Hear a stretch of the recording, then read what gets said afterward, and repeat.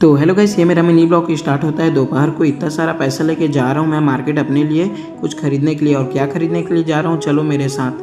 फिर क्या, मार्केट जाने के लिए निकल जाता हूँ। मैं पहुँच जाता हूँ आर.के. ज्वेलर्स। यहाँ आया था मैं अपने हाथ के लिए ब्रेसलेट खरीदने के लिए। फिर जो पसंद आया उसको मैं फटाफट से खरीदने के बाद मैं आ गया था अपने सिस्टर का मोबाइल को ठीक कराने के लिए।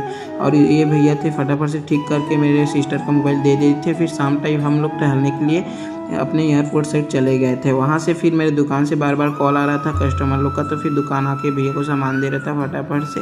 फिर ये दीदी भी आ गई थी, इसको भी मैं जल्दी जल्दी से सामान दिया। फिर मेरा नारियल वाला कस्टमर है, उसको भी ज़्यादा जल्दी फिर नारियल दे दिया। फिर आज त्यौहार था, इसीलिए दुकान जल्दी बंद करके हम लोग घर आ गए थे। और आज तुलसी पूजा था गाइस, तो फिर घर आके मैं भी पूजा करने लगा। फिर मम्मी बोला कि फटाखा फोड़ दो थोड़ा करके, तो फिर क्या इसी बात में फटाखा भी फोड़ दिया बूम से।